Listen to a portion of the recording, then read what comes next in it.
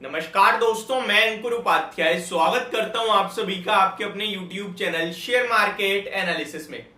यहां पे आप सभी के साथ बात करूंगा एक ऐसे स्टॉक के बारे में जिसमें मैंने कल आप सभी के साथ लगभग 8:30 साढ़े 9 बजे करीब एक वीडियो शूट करी थी, जहां बोला था कि यहां 6000 करोड़ की बिकवाली होगी कल के सेशन में, जो कि हो चुकी है। एग्जैक्टली फिगर आया है 6100 करोड़ का। बिकवाली होने के बाद आपको क्या करना है, ये बहुत इंपॉर्टेंट था। आपसे क्लियरली बोला था कि बिकवाली दो रीजन से हो सकती है। मतलब बिकवाली के पीछे रीजन छोड़ो, वो मतलब नहीं है, लेकिन बिकवाली के बाद दो तरीके से स्टॉक ट्रेड करता है, पॉजिटिव या फिर नेगेटिव। अगर कोई फंड बेच, स्टॉक का नाम बताना चाहूंगा पहले, स्टॉक का नाम है कोटक महिंद्रा बैंक। अगर आपके पास शेयर है तो टेंशन फ्री होकर निवेशित रहिए।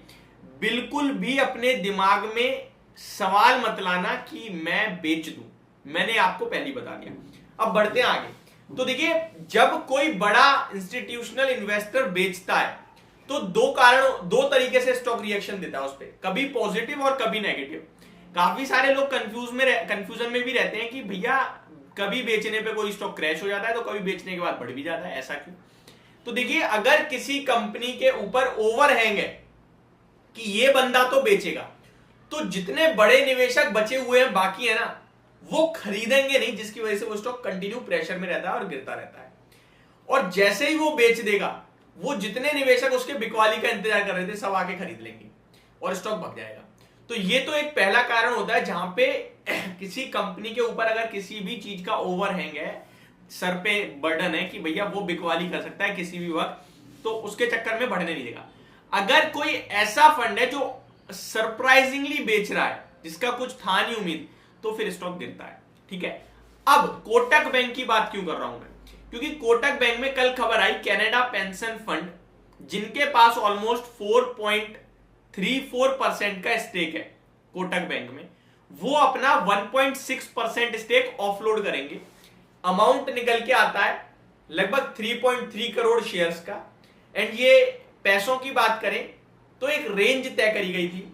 लोअर बैंड जो था रेंज का वो 5% डिस्काउंट पे था, और टॉप बैंड जो था रेंज का वो एग्जैक्टली क्लोजिंग का प्राइस था। टॉप बैंड था 1886 और लोअर बैंड था 1792 का। ठीक है, स्टॉक में भाव जो निकल के आया वो किस भाव पे बेचा है और जो डील हुई है वो मैं अगर आपके साथ शेयर करूं तो भाव निकल के जो भी आया है, स्टॉक डील हुई है आपके लिए 6123 करोड़ की एक डील हुई है, जहां 1860 के प्राइस पे ये शेयर्स एग्जीक्यूट हुए हैं सारे के सारे ऑलमोस्ट। और एक डील हुई है 53 करोड़ की जिसका भाव आया है 1862। यानी ऑलमोस्ट अगर आप डील का प्राइस देखोगे तो 6100 ऑलमोस्ट 77 करोड़ का रेट निकल के आया, यानी कि इतने रुपए की बिकवाली हुई है। 6000 राउंड फिगर में ले लो 200 करोड़ की। ठीक है, और शेयर्स का जो प्राइस है वो 1862 के भाव पे बिकवाली हुई है।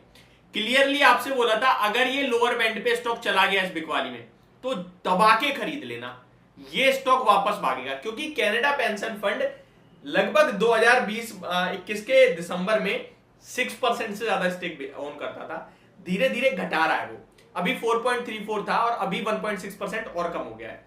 तो वो पूरी खत्म करेगा अपना स्टेक, ये हमें क्लियर है। तो वो जब जब बेचेगा तब तक पॉजिटिव ही है बाजार के लिए। स्टॉक में हालांकि कोई नेगेटिव रिएक्शन नहीं आया है और कोई पॉजिटिव भी नहीं आया है, बट अगर गिरता है ये स्टॉक 1800 के नीचे, मैंने क्लियरली बोला था, अभी भी बोल रहा हूं, फंडामेंटल्स बहुत स्ट्रांग है, बैंक बहुत स्ट्रांग है, शानदार बैंक है, वैल्यूएशन भी कोई महंगे नहीं है और बहुत समय से चला भी नहीं है।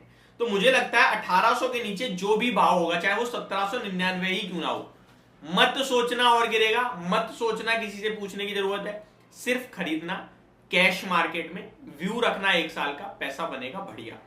और गिरता है तो कोशिश करना 1800 के बाद 1720 तक आ जाए तो एक और एसआईपी कर देना। इन्वेस्टमेंट पर्पस से इस स्टॉक को मैंने अपने फंडामेंटल ऑफ इक्विटी मार्केट के कोर्स में सजेस्ट करा है।